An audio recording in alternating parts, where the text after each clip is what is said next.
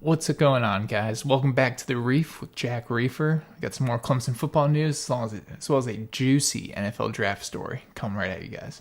So today I want to talk about the monster that is Trent Simpson. Yes, Trent Simpson, outside linebacker for Clemson, sophomore.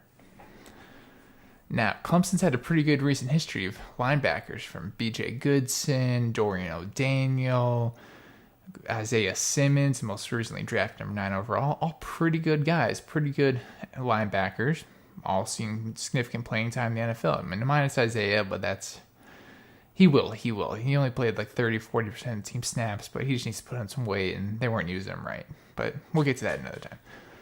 But anyways, so Trent Simpson, coming out of Mallard Creek Powerhouse High School in Charlotte, North Carolina. Primarily was used as a running back, quite honestly. He was the best athlete on the field, so they just handed the ball to him, 20 times a game, told him to go rush for 200 yards, scored 2-3 tutties, no big deal, a couple tutties.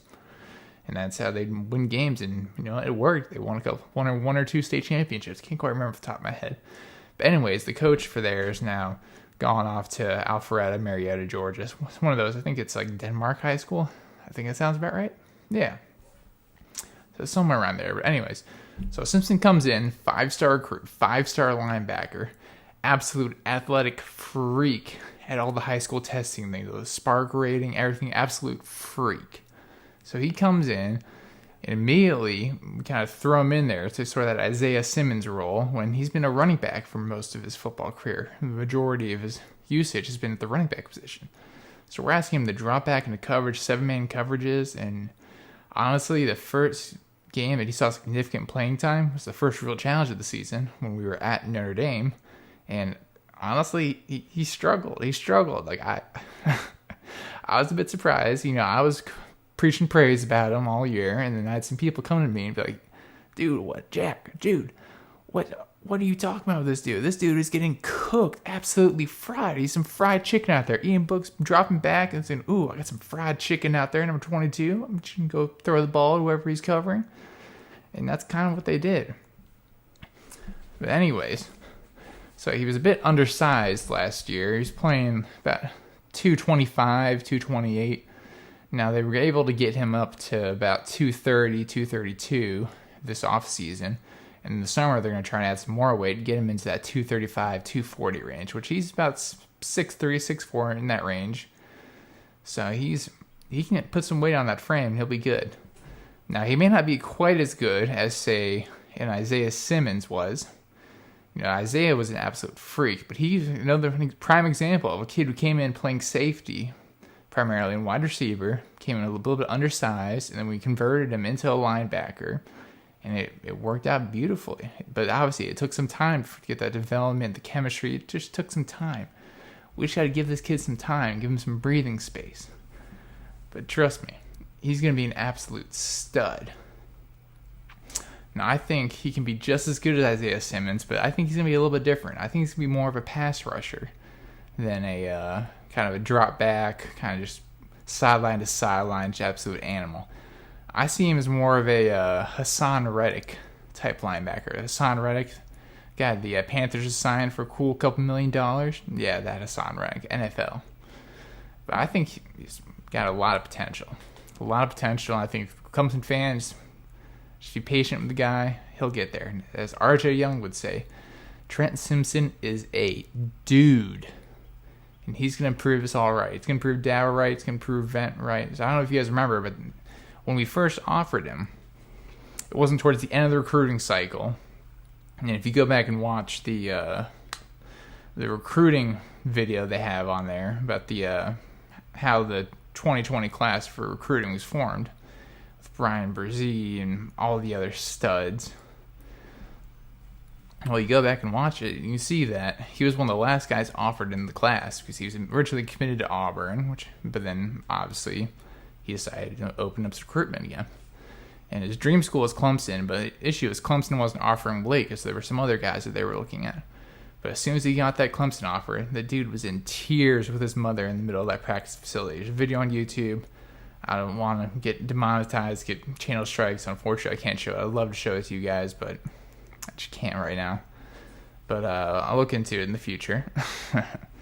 But yeah, no, so I think that's definitely, he's a dude that's going to prove us all right.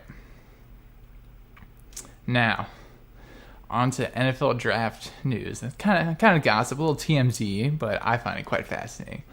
So Colin Cowherd has been singing the praises of two quarterbacks this year. Trevor Lawrence, absolute project from Clemson. You know I'm pretty biased about it. I love Trevor. Love him in pieces. I think he's going to be a great stud NFL quarterback. May struggle for the first 4 years or so until they really are able to build that team around him in Jacksonville. So it's no quarterback's able to go into a situation and just absolutely just change it completely. I mean, RG3 was kind of able to do that at the Redskins, but obviously the wheels kind of fell off the wagon eventually for that. So it's going to take some time for the organization culture just to be built around Trevor and get him up to par. So Trevor Lawrence is one guy that Colin Cowherd's super high on. The second guy who's saying the 49ers need to draft is Trey Lance. Yeah, Trey Lance. So back on March 26th, Colin Cowherd admitted that Trey Lance was just at his house the past 24 hours. Now you may be thinking, why is Trey Lance at Colin Cowherd's house? What? Now, there's one of two options. Option number one, Colin Cowherd is doing his best impression of Dwayne "The Rock" Johnson from Ballers. Great series, by the way. Highly recommend watching it on HBO. But he's doing his best impression from Ballers, and he's just trying to be the guy that all these athletes go to for media and get their best foot forward in media, maybe some tips and some contract negotiations. He's just trying to be Ballers, really. He's trying to be the center of the sports world, which I don't blame him. Now, option number two, which is much juicier, and personally, it's the one I want to believe because it makes it a lot more interesting, a lot juicier, and sometimes, things happen like that. It could be interesting. Now, what if I told you that Colin Cowherd's got a daughter that's about the same age as Trey Lance? I think she's 21, somewhere around there. I'm not quite sure. But there's rumors swirling around the internet that she and Trey Lance are dating. Bruh. That would be fascinating to have a sportscaster's daughter be dating a professional athlete that he's then going and gassing up on his sports show, trying to get him paid much more millions of dollars. It almost seems like insider trading a little bit. Like, oh yeah, I'm dating your daughter, so you got to gas me up on national television so teams draft me a couple slots higher and pay me $2, $3, $4 more million. I don't know. Doesn't seem too bad to me. I will warn you, Trey. I will warn you. Self-proclaimed. She is self-proclaimed, as Future would say, as West Side would say. She belongs to the streets, big dog, so you better watch out. That's all I got for you guys today. See you next time.